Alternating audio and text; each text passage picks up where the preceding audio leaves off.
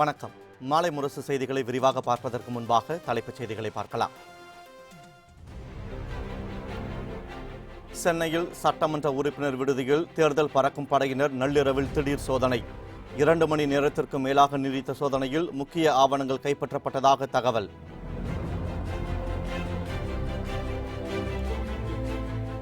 திமுகவின் சகாப்தம் இந்த தேர்தலுடன் முடிவடைந்துவிடும் என முதலமைச்சர் எடப்பாடி பழனிசாமி பேச்சு. ஆட்சி அதிகாரம் இல்லாமலேயே திமுக அராஜகம் செய்வதாகவும் குற்றச்சாட்டு.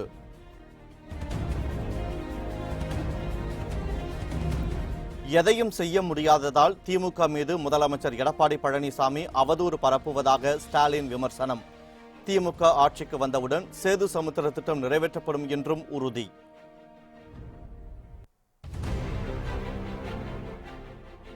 ஜனநாயகத்தை பாதுகாக்க மீண்டும் வாக்குச்சீட்டு முறையை கொண்டு வர வேண்டும்.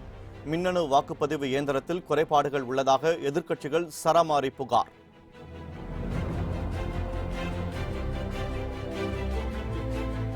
பாகிஸ்தான் சிறைகளில் அடைக்கப்பட்டிருந்த இந்திய மீனவர்கள் 100 பேர் விடுதலை. வாகா அட்டாரி எல்லையில் இந்திய அதிகாரிகளிடம் ஒப்படைக்கப்படுவார்கள் என தகவல். இனி விரிவான செய்திகளை பார்க்கலாம். சென்னையில் சட்டமன்ற உறுப்பினர்கள் தங்கும் விடுதியில் தேர்தல் பறக்கும் படையினர் திடீர் சோதனை நடத்தியதால் பரபரப்பு ஏற்பட்டது. வருகிற 18ஆம் தேதி தமிழகத்தில் மக்களவை மற்றும் இடைத்தேர்தல்களுக்கான வாக்குப்பதிவு நடைபெற உள்ளது. அதற்காக அனைத்து அரசியல் கட்சியினரும் தீவிர வாக்கு சேகரிப்பில் ஈடுபட்டு வருகின்றனர். இந்த நிலையில் சட்டமன்ற உறுப்பினர்கள் விடுதியில் வாக்காளர்களுக்கு கொடுக்க பணம் பதுக்கி வைக்கப்பட்டிருப்பதாக தேர்தல் பறக்கும் படையினருக்கு தகவல் கிடைத்தது. அதன் பேரில் வருமான வரித்துறை அதிகாரிகளுடன் சென்ற அவர்கள் சென்னை சேப்பாக்கத்தில் உள்ள எம்எல்ஏக்கள் தங்கும் விடுதியில் சோதனை நடத்தினர். தமிழக வருவாய்த்துறை அமைச்சர் ஆர்.பி. உதயகுமாரின் அறை உள்பட சில எம்எல்ஏக்களின் அறைகளில் சோதனை மேற்கொள்ளப்பட்டது. நள்ளிரவில் 2 மணி நேரமாக நடைபெற்ற இந்த சோதனையில் முக்கிய ஆவணங்கள் கைப்பற்றப்பட்டதாக தகவல்கள் தெரிவிக்கின்றன. ஆனால் அது குறித்து வருமான வரித்துறை அதிகாரிகள் எந்த தகவலும் தெரிவிக்கவில்லை. இந்த திடீர் சோதனையால் சட்டமன்ற உறுப்பினர்கள் தங்கும் விடுதியில் சிறிது நேரம் பரபரப்பு ஏற்பட்டது. இதையடுத்து அந்த பகுதியில் காவல்துறையின் பாதுகாப்பு பலப்படுத்தப்பட்டது. இதேபோல் ஈரோட்டில் உள்ள தனியார் ஹோட்டலிலும் தேர்தல் பறக்கும் படையினர் மற்றும் வருமான வரித்துறை அதிகாரிகள் சோதனையிட்டனர். வாக்காளர்களுக்கு விநியோகம் செய்ய பணம் பதுக்கி வைத்திருப்பதாக வந்த தகவலின் பேரில் இந்த அதிரடி நடவடிக்கை மேற்கொள்ளப்பட்டது. இதில் முக்கிய ஆவணங்கள் கைப்பற்றப்பட்டதாக அதிகாரிகள் தெரிவித்தனர். தமிழ்நாட்டிற்காக ஒரு துரும்பை கூட கிள்ளி போடாத திமுகவின் சகாப்தம் இந்த தேர்தலுடன் முடிவடைந்துவிடும் என முதலமைச்சர் எடப்பாடி பழனிசாமி தெரிவித்துள்ளார்.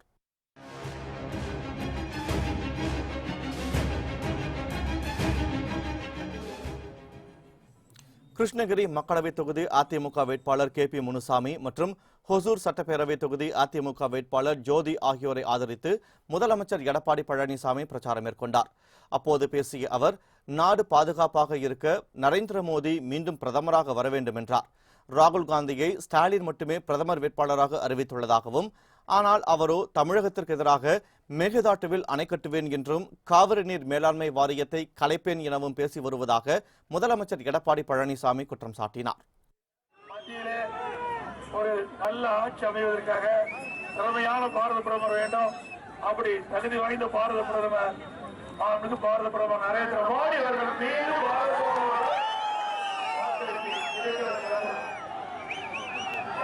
பாதுகாப்பாக இருக்க வேண்டும். இங்கே தமிழகத்தில் இருக்கின்ற திராவிட முன்னேற்ற கழக தலைவர் ஒருவர்தான் ராகுல் காந்தி பாரத பிரதமர் வேட்பாளர் என்று அறிவித்திருக்கிறார். அவருடைய கோவில் அனுபவிக்கிற கட்சிகள் கொண்டு போல ராகுல் காந்தி பாரத பிரதமர் வேட்பாளர் என்று அறிவிக்கவில்லை, ஏற்றுக்கொள்ளவில்லை. தேர்தல் முடிந்தவர்கள் பிரதமரை தேர்ந்தெடுக்கலாம் என்று அவர் கூறிவிட்டார். தமிழ்நாட்டிற்காக ஒரு துரும்பை கூட கிள்ளி போடாத திமுகவின் சகாப்தம் இந்த தேர்தலுடன் முடிவடைந்துவிடும் என முதலமைச்சர் தெரிவித்தார்.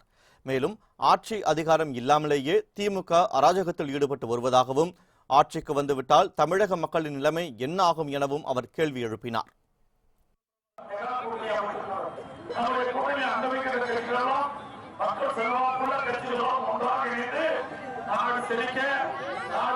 அமைதியாக இருக்க நாட்டில் பல்வேறு திட்டங்களை கொண்டு வர ஒருமித்த கருத்தும் நம்முடைய கூட்டணி அனுபவிக்கிற கட்சி மத்திய ஆட்சி அதிகாரத்துக்கு வருகிற போது தமிழகத்துக்கு தேவையான திட்டங்கள் வரும், அதற்கு தேவையான நிதி வரும், தமிழகம் வளரும் செழிக்கும். ஆகவே இன்றைக்கு நாம் ஒசூர் சட்டமன்ற தொகுதியில் இருக்கின்ற மக்களுக்கு தேவையான திட்டங்கள் கொஞ்சம் மூலமாக கிடைக்கும். ஒசூர் சட்டமன்ற தொகுதி வளரும், வளர்ச்சியடையும், ஏராளமான திட்டங்கள் வெற்றி பெற முடியும். திமுக ஆட்சிக்கு வந்தவுடன் சேது சமுத்திர திட்டம் நிறைவேற்றப்படும் என திமுக தலைவர் ஸ்டாலின் உறுதியளித்துள்ளார். காஞ்சிபுரம் மாவட்டம் ஸ்ரீபெரும்புத்தூர் மக்களவைத் தொகுதி திமுக வேட்பாளர் TR பாலுவை ஆதரித்து ஸ்ரீபெரும்புத்தூர் பேருந்து நிலையம் அருகே ஸ்டாலின் பிரச்சாரம் மேற்கொண்டார். அப்போது பேசிய அவர், சேது சமுத்திர திட்டத்தை மத்திய அரசு நிறைவேற்றியிருந்தால் தூத்துக்குடிக்கு கப்பல்கள் எளிதாக வந்து செல்லும் நிலை ஏற்பட்டிருக்கும் என்றார். திமுக காங்கிரஸ் ஆட்சி அமையும் போது சேது சமுத்திர திட்டம் நிச்சயம் நிறைவேற்றப்படும் என ஸ்டாலின் உறுதியளித்தார். இந்த தேர்தலில் நிச்சயமாக பாலு அவர்கள் உங்களுடைய அன்போடு ஆதரவோடு வெற்றி பெற போகிறார் என்பது உறுதி. இவர் வெற்றி பெறுகிறார் என்று சொன்னால் மத்தியில் ஆட்சி மாற்றம் ஏற்பட்டு நாம் விரும்புகிற, நாம் எண்ணிக்கொண்டிருக்கக்கூடிய இளம் தலைவர் ராகுல் காந்தி அவர்கள் பிரதமராக வந்து அமரப் போகிறார். அப்படி அமைகிற அந்த ஆட்சியை பயன்படுத்தி உறுதியாக சொல்லுகிறேன், சேது சமுத்திர திட்டத்தை முதல் பணியாக எடுத்து அதை முடிக்கிற அந்த கடமையை நிச்சயமாக திராவிட முன்னேற்றக் கழகம் செய்யும் செய்யும் செய்யும் என்பதை நான் பலமுறை ஒரு உறுதிமொழியாக இங்கே தெரிவிக்க விரும்புகிறேன். தேர்தல் அறிக்கையிலே அதை குறிப்பிட்டு காட்டியிருக்கிறோம். தொடர்ந்து பேசிய அவர், பிரதமர் நரேந்திர மோடி தலைமையிலான அரசு கார்ப்பரேட்டுகளுக்கான அரசு என விமர்சித்தார். மேலும் கருப்பு பணம் ஒழிப்பு, 10 கோடி பேருக்கு வேலை போன்ற வாக்குறுதிகள் எதையும் நரேந்திர மோடி நிறைவேற்றவில்லை என ஸ்டாலின் குற்றம் சாட்டினார். முதலமைச்சர் எடப்பாடி பழனிசாமி ஊர் ஊராக சென்று வாய்க்கு வந்தபடி பிரச்சாரம் செய்து வருவதாகவும், எதையும் செய்ய முடியாததால் திமுக மீது வேண்டுமென்றே அவதூறு பரப்பி வருவதாகவும் அவர் சாடினார். அனைவருக்குமான ஒரு அரசாங்கமாக கலைஞருடைய அரசு இருந்துச்சு. ஆனால் இன்றைய மோடி அரசை போல குறிப்பிட்ட சில பெரும் பணக்காரர்களுக்கு, சில கார்ப்பரேட்டுகளுக்கு மட்டும் நடைபெறக்கூடிய அரசாக கலைஞர் நடத்துற 5 வருஷத்துல 10 கோடி பேருக்கு நான் வேலை வாய்ப்பை ஏற்படுத்தி தருவேன் என்று வாய்க்கிழிய பேசினார். ஒரு ஊரா போயிட்டு இருக்கிறாரு, ஒரு ஊராக போய் விதவிதமா பேசிட்டு இருக்கிறாரு, வாய்க்கு வந்தபடியெல்லாம் பேசுகிறார். எதையும் சொல்ல முடியல. ஏதாவது செய்திருந்தால் தானே திட்டங்களை சொல்ல முடியும், சாதனைகளை அங்க விளக்கிட முடியும். இன்னும் திமுக தான் ஆட்சியில் இருக்கிற மாதிரி நம்மைத்தான் இன்றைக்கு விமர்சனம் பண்ணிக்கிட்டு இருக்கிறாங்க. தமிழகத்தை ஆளுமை இல்லாதவர்கள் ஆட்சி செய்து வருவதாக மக்கள் நீதி மய்யம் கட்சி தலைவர் கமல்ஹாசன் விமர்சித்துள்ளார். தூத்துக்குடி மக்களவைத் தொகுதி மக்கள் நீதி மய்யம் வேட்பாளர் பொன்குமார் மற்றும் விளாத்திக்குளம் சட்டமன்ற தொகுதி வேட்பாளர் நடராஜனை ஆதரித்து கமல்ஹாசன் பரப்புரையில் ஈடுபட்டார். அப்போது பேசிய அவர், மத்தியிலும் மாநிலத்திலும் அரசு ஒன்று இருக்கிறதா என என்ன தோன்றுகிறது என குறிப்பிட்டார். தமிழகத்தை ஆளுமை இல்லாதவர்கள் ஆட்சி செய்து வருவதாகவும், எடப்பாடி பழனிசாமி ஆட்சியில் காவல்துறை ஏவல் துறையாக செயல்படுவதாகவும் கமல்ஹாசன் குற்றம் சாட்டினார். தூத்துக்குடி துப்பாக்கிச்சூடு சம்பவம் இனி நிகழாமல் தடுக்க நேர்மையானவர்களுக்கு வாக்களிக்க வேண்டும் என வாக்காளர்களை அவர் கேட்டுக்கொண்டார். 2 அரசுகள் இருக்கிறதா? மத்தியில் ஒரு அரசு, இங்கே ஒரு அரசு. அரசு என்றால் என்ன? ஆணவம் மட்டும் இல்லைங்க, ஒரு ஆளுமையும் வேண்டும். அது இங்க இருக்கா? இல்லைங்க. தைரியமாக சுதந்திரமாக மக்கள் உலவ முடியாமல் எங்கள் அற்புதமான காவல்துறையை ஏவல் துறையாக பயன்படுத்திக் கொண்டிருக்கிறது இந்த அரசு. நாட்டின் காவல்காரன் என பிரதமர் நரேந்திர மோடி கூறுவது பொருத்தமான வார்த்தையே என சமத்துவ மக்கள் கட்சி தலைவர் சரத்குமார் தெரிவித்துள்ளார். கன்னியாகுமரி மக்களவைத் தொகுதி பாஜக வேட்பாளர் பொன் ராதாகிருஷ்ணனை ஆதரித்து அகஸ்தீஸ்வரம் பகுதியில் சரத்குமார் தேர்தல் பரப்புரையில் ஈடுபட்டார். அப்போது பேசிய அவர், பாஜக ஒரு மதவாத கட்சி என்று கூறும் திமுக கடந்த 1999 முதல் 2004 வரை பாஜகவுடன் கூட்டணி வைத்திருந்ததாக கூறினார். திமுக கூட்டணி கட்சிகள் செய்த ஊழல்களை பட்டியலிட்ட சரத்குமார், பொன் ராதாகிருஷ்ணன் வெற்றி பெற்றால் குமரி மாவட்டத்தில் துறைமுகம், ரப்பர் பூங்கா, விமான தளம் போன்ற திட்டங்கள் கொண்டு வரப்படும் என குறிப்பிட்டார். மக்களுக்காக உண்மையாக தொடர்ந்து சேவை செய்து கொண்டிருப்பவர் அண்ணன் பொன் ராதாகிருஷ்ணன் என்பதை மனதில் வைத்துக் கொண்டு, மத்தியில் நிலையான ஆட்சி இருக்கும் போது மாநிலத்தில் தீட்டுகின்ற திட்டங்கள்லாம் செயல்படுத்தப்படும், நிதி ஒதுக்கீடு சிறப்பாக இருக்கும். அதற்கு காரணகர்த்தாவாக நமது அமைச்சர் பொன் ராதாகிருஷ்ணன் அவர்கள் உங்களுக்காக செயல்பட இருக்கிறார்கள். இங்கு ஒரு விமான தளம் வேண்டும் என்று சொல்லியிருக்கிறீர்கள். சென்ட் தொழிற்சாலை நிச்சயமாக உருவாக்குவேன் என்று செய்தியிலே படித்தேன். அதைத்தான் காலை முதல் நான் சொல்லி வருகின்றேன். ரப்பர் பூங்கா வேண்டும் என்று கேட்டிருக்கிறீர்கள். இதையெல்லாம் செய்ய வேண்டும் என்று சொன்னார் நிச்சயமாக மீண்டும் ஒரு முறை பொன் ராதாகிருஷ்ணன் அவர்களை வெற்றி பெற செய்திருக்கின்றால் இது அனைத்தும் சாத்தியபூர்வம். தேமுதிக தலைவர் விஜயகாந்த் இன்று சென்னையில் தேர்தல் பிரச்சாரம் செய்ய உள்ளதாக கட்சியின் பொருளாளர் பிரேமலதா விஜயகாந்த் தெரிவித்துள்ளார்.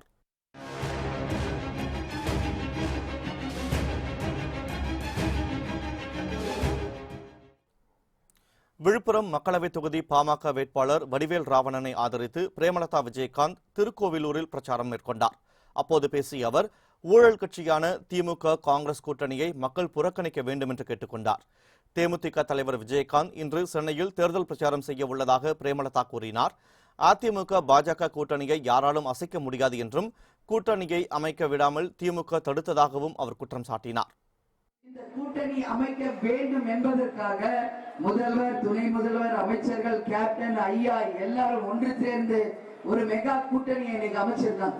இந்த கூட்டணி அமையக்கூடாது என்று எத்தனையோ சூழ்ச்சிகள் செய்தாலும் எல்லா சூழ்ச்சியும் முறியடிச்சு மக்கள் போற்றும் ஒரு மகத்தான ஒரு கூட்டணி, அனைத்து வாக்கு வங்கிகளையும் பெற்ற ஒரு கூட்டணியாக இன்றைக்கு நம்ம கூட்டணி இருக்கு. இன்னைக்கு இந்த கூட்டணியை ஜெயிக்க முடியாதுன்றதுனால ஓட்டுக்கு காசு கொடுத்துட்டு திமுக இன்னைக்கு மக்களை ஏமாற்றணும்னு நினைக்கிறாங்க. திமுகவும் காங்கிரஸ் கூட்டணியும் நிச்சயமாக மக்கள் புறக்கணிக்க வேண்டிய ஒரு கூட்டணி என்பதை இந்த நேரத்தில் நான் உறுதியாக சொல்றேன். இதேபோல் கள்ளக்குறிச்சி மக்களவைத் தொகுதி தேமுதிக வேட்பாளர் LK சுதீஷை ஆதரித்து பிரேமலதா பிரச்சாரம் செய்தார்.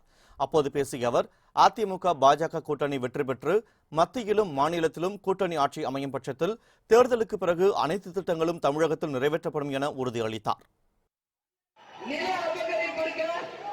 மக்களை எங்கேயாவது கஷ்டப்படுத்துறாங்க, நீங்க நிம்மதியா இருக்கிறீங்களா இல்லையா? எங்கேயாவது மின்வெட்டு இருக்கா? எங்கேயாவது ஒரு கிராமத்திலாவது மின்வெட்டு இருக்கா? திமுக ஆட்சியில் எத்தனை மணி நேரம் மின்வெட்டு? 12 மணி நேரம் மின்வெட்டு. இங்க எங்கேயாவது மின்வெட்டு இருக்கா? ஒரு சிறந்த ஆட்சிக்கு உதாரணம் இதுதான்.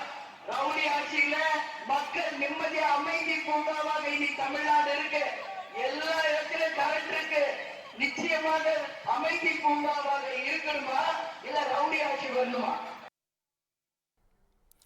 திமுகவும் காங்கிரசும் எதிர்க்கட்சிகளாக செயல்படாமல் மக்கள் திட்டங்களை தடுக்கும் எதிரி கட்சிகளாக உள்ளதாக தமிழ் மாநில காங்கிரஸ் தலைவர் GK வாசன் விமர்சித்துள்ளார்.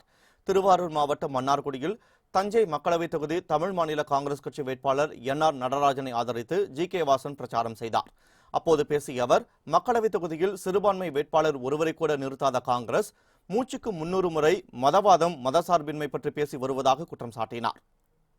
எதிர்கட்சியாக செயல்படாமல் மக்களுக்கு திட்டங்கள் கொடுப்பதை தடுத்து நிறுத்தக்கூடிய எதிரி கட்சியாக இன்றைக்கு காங்கிரஸ் கட்சியும் திமுகவும் அகில இந்திய அளவிலே செயல்பட்டுக் கொண்டிருக்கின்றார்கள் என்றால் அந்த கூட்டணி மக்கள் விரோத கூட்டணி என்று நான் இங்கே குறிப்பிட விரும்புகிறேன். மதவாதம், மதச்சார்பின்மை என்று இந்தியாவை ஏமாற்றிக் கொண்டிருக்கிற காங்கிரஸ் கட்சி தமிழகத்திலே 9 தொகுதிகளை பெற்றுக் கொண்டு ஒரு சிறுபான்மையினரை கூட ஒரு தொகுதியில் கூட நாடாளுமன்றத்திலே போட்டியிட வைக்கவில்லை என்பது ஏன் என்று எனக்கு தெரியவில்லை. தொடர்ந்து நீங்கள் சிறுபான்மை மக்களை ஏமாற்ற முடியாது. மதுரையில் சித்திரை திருவிழா மற்றும் மக்களவைத் தேர்தல் ஒரே நாளில் நடக்கவிருப்பதால் அதற்கான பாதுகாப்புகள் குறித்து DGP அசுதோஷ் சுக்லா தலைமையில் ஆய்வுக் கூட்டம் நடைபெற்றது. மதுரையில் வருகிற 18ஆம் தேதி மக்களவைத் தேர்தல் மற்றும் சித்திரை திருவிழா ஒரே நாளில் நடைபெற இருக்கிறது. இந்த நிலையில் அதற்கான பாதுகாப்பு ஏற்பாடுகள் குறித்து மதுரையில் காவல்துறை ஆணையர் அலுவலகத்தில் ஆலோசனை கூட்டம் நடைபெற்றது.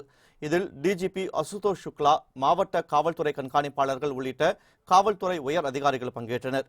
தென் மண்டலத்தில் உள்ள 10 மக்களவை மற்றும் 7 சட்டமன்ற தொகுதிகளில் மேற்கொள்ள வேண்டிய தேர்தல் பாதுகாப்பு ஏற்பாடுகள் குறித்து கூட்டத்தில் விவாதிக்கப்பட்டது. அதே சமயத்தில் மதுரை சித்திரை திருவிழா பாதுகாப்பு குறித்தும் ஆலோசிக்கப்பட்டது. பதற்றமான வாக்குச்சாவடிகள் CCTV கேமரா மூலம் கண்காணிக்கப்படும் என கூறிய அதிகாரிகள் தேர்தல் நடத்தை விதிமுறைகளை மீறுவோர் மீது கடும் நடவடிக்கை எடுக்கப்படும் என எச்சரிக்கை விடுத்தனர். மின்னணு வாக்குப்பதிவு இயந்திரத்தில் குறைபாடுகள் உள்ளதால் ஜனநாயகத்தை பாதுகாக்க மீண்டும் வாக்குச்சீட்டு முறையை கொண்டு வர வேண்டுமென எதிர்க்கட்சிகள் வலியுறுத்தியுள்ளன. ஜனநாயகத்தை காப்போம் என்ற பெயரில் டெல்லியில் எதிர்க்கட்சிகளின் ஆலோசனை கூட்டம் நடைபெற்றது. இதில் ஆந்திர முதலமைச்சர் சந்திரபாபு நாயுடு, டெல்லி முதல்வர் அரவிந்த் கெஜ்ரிவால், காங்கிரஸ் கட்சியின் மூத்த தலைவர்கள் கபில் சிபில், அபிஷேக் சிங்வி, இந்திய கம்யூனிஸ்ட் கட்சியின் பொதுச் செயலாளர் சுதாகர் ரெட்டி ஆகியோர் கலந்து கொண்டனர். உலகில் ஜெர்மனி உட்பட 18 நாடுகள் மட்டுமே தேர்தலில் மின்னணு வாக்குப்பதிவு இயந்திரத்தை பயன்படுத்திய நிலையில் அதில் முறைகேடுகள் நடப்பது நிரூபிக்கப்பட்டதால் தற்போது வாக்குச்சீட்டு முறைக்கே அந்த நாடுகள் திரும்பியுள்ளதாக கூட்டத்தில் தெரிவிக்கப்பட்டது. மேலும் மின்னணு வாக்குப்பதிவு இயந்திரங்களை ஹேக் செய்யலாம் என்பதும் இயந்திரத்தின் மென்பொருளை மாற்றி எழுதலாம் என்பதும் கண்டறியப்பட்டுள்ளதாக சுட்டிக்காட்டப்பட்டது. வாக்குப்பதிவு இயந்திரங்கள் குறித்து எதிர்க்கட்சிகள் எழுப்பிய சந்தேகங்கள் தொடர்பாக பாஜகவின் கிளைப்போல் செயல்படும் தேர்தல் ஆணையம் இதுவரை திருப்திகரமாக பதிலை அளிக்கவில்லை என்பதால் ஜனநாயகத்தை பாதுகாக்க மீண்டும் வாக்குச்சீட்டு முறைக்கே கொண்டுவர வேண்டும் என கூட்டத்தில் எதிர்க்கட்சிகள் வலியுறுத்தியுள்ளன. தமிழகத்தில் நாளையுடன் பிரச்சாரம் ஓய்வதால் அரசியல் கட்சிகளின் தலைவர்கள் தீவிர வாக்கு சேகரிப்பில் ஈடுபட்டு வருகின்றனர். தமிழகத்தில் 39 தொகுதிகள், புதுச்சேரியில் 1 தொகுதி என மொத்தம் 40 மக்களவைத் தொகுதிகளுக்கான தேர்தலும் காலியாக உள்ள 18 சட்டமன்ற தொகுதி இடைத்தேர்தலும் ஒரே கட்டமாக வருகிற 18ஆம் தேதி நடைபெறுகிறது. தமிழகத்தில் மட்டும் மக்களவைத் தொகுதிகளில் 845 வேட்பாளர்களும் இடைத்தேர்தலில் 269 வேட்பாளர்களும் களத்தில் உள்ளனர். இந்த தேர்தலில் திமுக கூட்டணிக்கும் அதிமுக கூட்டணிக்கும் இடையே நேரடி போட்டி நிலவுகிறது. இதேபோல் டிடிவி தினகரனின் அம்மா மக்கள் முன்னேற்ற கழகம், நடிகர் கமல்ஹாசனின் மக்கள் நீதி மய்யம் உள்ளிட்ட கட்சிகளும் தீவிர பிரச்சாரம் மேற்கொண்டு வருகின்றன. இந்த நிலையில் வாக்குப்பதிவு நடைபெறுவதற்கு 48 மணி நேரத்திற்கு முன்பாக பிரச்சாரத்தை முடிக்க வேண்டும் என்பதால் தமிழகத்தில் நாளை மாலை 6 மணியுடன் தேர்தல் பரப்புரை ஓய்கிறது. இதனால் அரசியல் கட்சிகளின் தலைவர்கள் வேட்பாளர்களை ஆதரித்து சூறாவளி பிரச்சாரம் மேற்கொண்டு வருகின்றனர். மேலும் அரசியல் கட்சிகள் வாக்காளர்களுக்கு பணப்பட்டுவாடா செய்வதை தடுக்க தேர்தல் ஆணையமும் தீவிர நடவடிக்கை எடுத்து வருகிறது. பாகிஸ்தான் சிறைகளில் அடைக்கப்பட்டிருந்த இந்திய மீனவர்கள் 100 பேரை அந்த நாட்டு அரசு நல்லெண்ண நடவடிக்கையாக விடுதலை செய்துள்ளது. பாகிஸ்தான் கடல் பகுதியில் அத்துமீறி நுழைந்து மீன்பிடித்ததாக கூறி இந்திய மீனவர்கள் 360 பேரை பாகிஸ்தான் அரசு சிறையில் அடைத்தது. இதனிடையே புல்வாமா தாக்குதலில் 40 இந்திய வீரர்கள் மரணமடைந்ததால் இரு நாடுகளுக்கும் இடையே பதற்றம் நிலவியது. இந்த பதற்றத்தை தணிக்கும் விதமாகவும் நல்லெண்ண அடிப்படையிலும் நீண்ட நாள் சிறையில் உள்ள 360 மீனவர்களும் 4 கட்டங்களாக விடுவிக்கப்படுவார்கள் என பாகிஸ்தான் அறிவித்தது. அதன்படி முதற்கட்டமாக கடந்த 7ஆம் தேதி 100 மீனவர்கள் விடுவிக்கப்பட்டனர். இதையடுத்து 2வது கட்டமாக தற்போது மாலிர் சிறையில் உள்ள 100 இந்திய மீனவர்களை பாகிஸ்தான் விடுதலை செய்துள்ளது.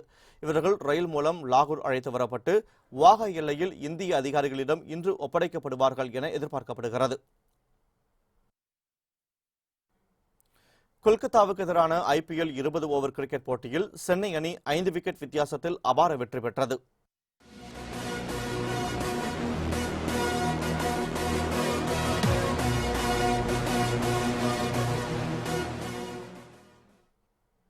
IPL 20 ஓவர் கிரிக்கெட் போட்டியின் 29வது லீக் ஆட்டம் கொல்கத்தா ஈடன் கார்டன் மைதானத்தில் நடைபெற்றது. டாஸ் வென்ற சென்னை அணியின் கேப்டன் தோனி பந்துவீச்சை தேர்வு செய்தார்.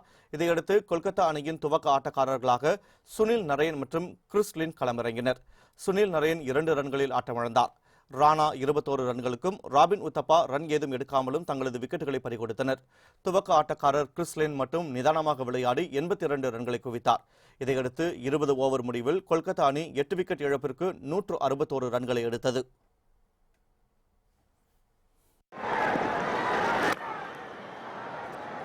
He's not having. That's gone straight up in the air. Another catch for Faf du Plessis. Another wicket down for Kolkata Knight. Brilliant Yorker and should be a run out, and this has been some stupendous bowling. 162 ரன்கள் எடுத்தால் வெற்றி என்ற இலக்குடன் களமிறங்கிய சென்னை அணியில் Watson, அம்பத்தி Rayudu, gather Jadhav, captain Dhoni ஆகியோர் அடுத்தடுத்து விக்கெட்டுகளை இழந்து அதிர்ச்சி அளித்தனர்.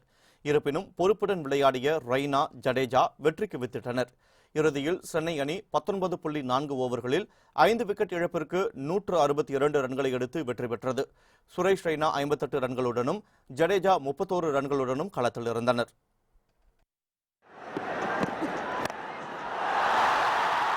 Pulled away. Keeps wavering. There it is again. Another shot. Has he hit it well enough? Yes, he has. The most. There he's gone for another one, and that's gone. This time he's connected it. Top shot. That's in the gap. That's a poor. That's a good straight hit. That is a fabulous straight hit from Jadeja. செய்திகள் தொடர்கின்றன. தேசிய கல்வி நிறுவனங்களின் தரவரிசை பட்டியலில் அண்ணா பல்கலைக்கழகம் 7வது இடத்தில் பின்தங்கி இருப்பது குறித்து கவலைப்பட தேவையில்லை என அந்த பல்கலைக்கழகத்தின் துணைவேந்தர் சூரப்பா தெரிவித்துள்ளார். சென்னை ஆழ்வார்பேட்டையில் உள்ள தனியார் ஹோட்டலில் தொழில்துறை தொடர்பான கருத்தரங்கம் நடைபெற்றது. இதில் அண்ணா பல்கலைக்கழக துணைவேந்தர் சூரப்பா கலந்து கொண்டு சிறப்புரையாற்றினார். பின்னர் செய்தியாளர்களிடம் பேசிய அவர் சமீபத்தில் வெளியான தேசிய கல்வி நிறுவனங்களின் தரவரிசை பட்டியல் குறித்து விளக்கினார். அதில் அண்ணா பல்கலைக்கழகம் 7வது இடத்தில் பின்தங்கி இருப்பது குறித்து கவலைப்பட தேவையில்லை என கூறிய சூரப்பா அதனை பிற்காலத்தில் சரி செய்து கொள்ளலாம் என குறிப்பிட்டார். தொழில்துறைக்கு ஏற்றவாறு பல்வேறு திறன்களை மாணவர்கள் வளர்த்துக் கொள்ள வேண்டும் என கேட்டுக்கொண்ட அவர் சுய தொழிலில் ஈடுபடுவதற்கு பட்டதாரிகள் ஆர்வம் காட்ட வேண்டும் என கூறினார். 40 தொகுதிகளிலும் அதிமுக கூட்டணி நிச்சயம் வெற்றி பெறும் என அதிமுக வேட்பாளர் ஜெயவர்தன் தெரிவித்துள்ளார்.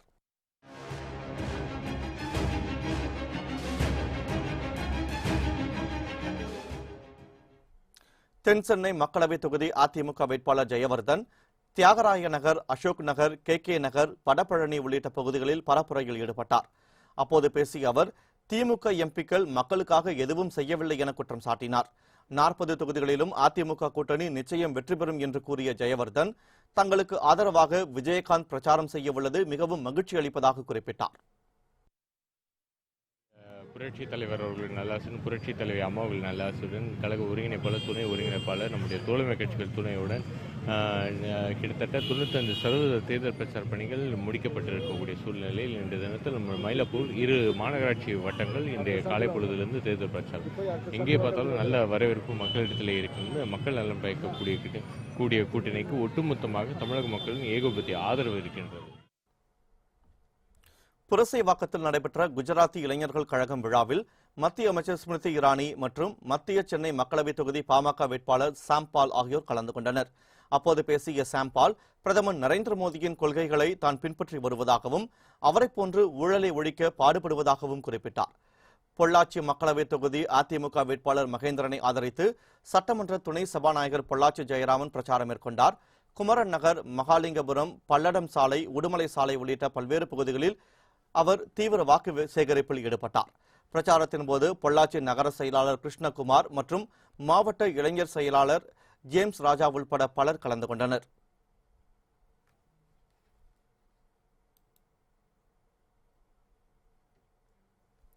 நாகை அருகே வாக்காளர்களுக்கு பணம் கொடுத்த அதிமுக பிரமுகரை கைது செய்த காவல்துறையினர் அவரிடமிருந்து 59,000 ரூபாயை பறிமுதல் செய்தனர். நாகை மாவட்டம் கீரைக்கொள்ளை தெருவில் வாக்காளர்களுக்கு பணம் கொடுப்பதாக மாவட்ட தேர்தல் கட்டுப்பாட்டு அறைக்கு தகவல் வந்தது. இதையடுத்து சம்பவ இடத்திற்கு விரைந்து சென்ற தேர்தல் பறக்கும் படை அதிகாரிகள் மற்றும் காவல்துறையினர் அந்த பகுதியில் ஆய்வு மேற்கொண்டனர். அப்போது அதே பகுதியைச் சேர்ந்த அதிமுக வார்டு செயலாளர் சிங்காரவேலு வீடு வீடாக சென்று வாக்காளர்களுக்கு பணம் கொடுத்ததாக கூறப்படுகிறது. இதையடுத்து அவரை கைது செய்த காவல்துறையினர் சிங்காரவேலுவிடமிருந்து 59,000 ரூபாய் மற்றும் வாக்காளர்களின் பெயர் பட்டியலை கைப்பற்றினர். மன்னார்குடி அருகே 4 பேரால் கூட்டு பாலியல் வன்கொடுமைக்கு உள்ளாக்கப்பட்டதால் மனமுடைந்த 10ஆம் வகுப்பு மாணவி தீக்குளித்து தற்கொலை செய்து கொண்ட சம்பவம் சோகத்தை ஏற்படுத்தியுள்ளது. திருவாரூர் மாவட்டம் வடகோபனூரில் தென்னகன் என்பவருடைய மகள் அங்குள்ள தனியார் பள்ளியில் 10ஆம் வகுப்பு முடித்துள்ளார். இந்த நிலையில் வீட்டில் தனியாக இருந்த அவரை 4 பேர் கொண்ட கும்பல் கூட்டு பாலியல் வன்கொடுமை செய்துள்ளது. மேலும் இதுகுறித்து வெளியே கூறினால் கொலை செய்து விடுவதாக மிரட்டிய கும்பல் மாணவியை கடுமையாக தாக்கியுள்ளது. இதனால் மனமுடைந்த பள்ளி மாணவி தனது பெற்றோர் கண்ணெதிரே உடலில் தீ வைத்துக் கொண்டார். இதில் பலத்த தீக்காயமடைந்த அவர் சிகிச்சை பலனின்றி மருத்துவமனையில் உயிரிழந்தார். முன்னதாக தனது சாவிற்கான காரணம் குறித்து பெற்றோரிடம் மாணவி கூறியுள்ளார். அதன் பேரில் வழக்கு பதிவு செய்த காவல்துறையினர் மாணவியை கூட்டு பாலியல் வன்கொடுமை செய்த தாஸ், விஜய், அஜித், முருகேஷ் ஆகியோரை தீவிரமாக தேடி வருகின்றனர்.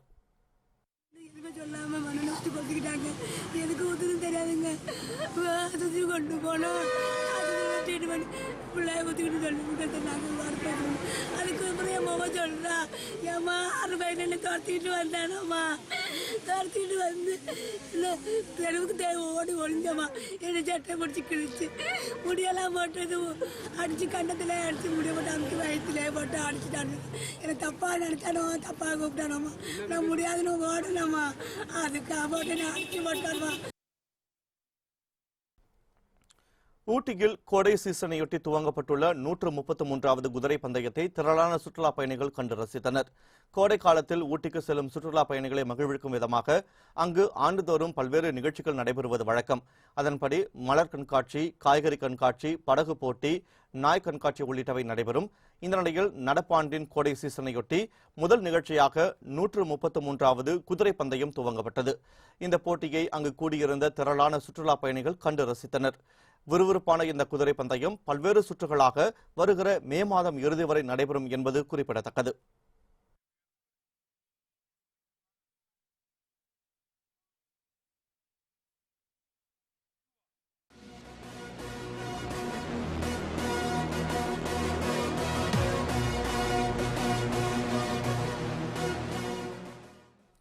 ஹைதராபாத் அணிக்கு எதிரான IPL கிரிக்கெட் போட்டியில் 39 ரன்கள் வித்தியாசத்தில் டெல்லி கேபிட்டல்ஸ் அணி வெற்றி பெற்றது.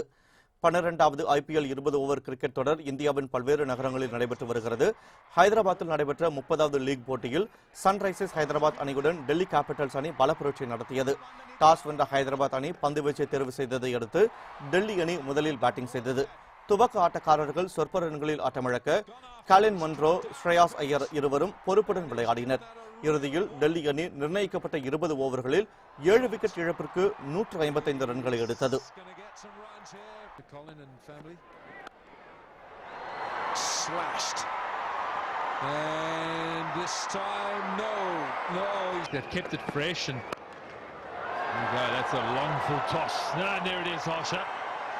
To see where fine leg is now. 156 ரன்கள் எடுத்தால் வெற்றி என்ற இலக்குடன் ஹைதராபாத் அணி களமிறங்கியது. துவக்க ஆட்டக்காரர்கள் ரன்களை குவித்தாலும் அடுத்து பேட்டிங் செய்த வீரர்கள் சொற்ப ரன்களில் அடுத்தடுத்து ஆட்டமிழந்தனர். இதனால் 18.5 ஓவர்களில் அனைத்து விக்கெட்டுகளையும் பறிகொடுத்த ஹைதராபாத் அணி 116 ரன்கள் மட்டுமே எடுத்தது. இதன் மூலம் 39 ரன்கள் வித்தியாசத்தில் டெல்லி கேபிட்டல்ஸ் அணி வெற்றி பெற்றது. It's quick. It's bounced. The keeper wants it. Rishabh. Baldwin! Leg stump gone. It's gone straight up in the air. Man underneath it. It's Chemo Paul. A little bit of inexperience in the middle there. Straight up in the air. Should be. புத்தம் புதிய செய்திகள் அவ்வப்போது முழுமையாக மாலை முரசு தொலைக்காட்சி வழங்கும். இணைந்திருங்கள் மாலை முரசு தொலைக்காட்சியுடன். வணக்கம்.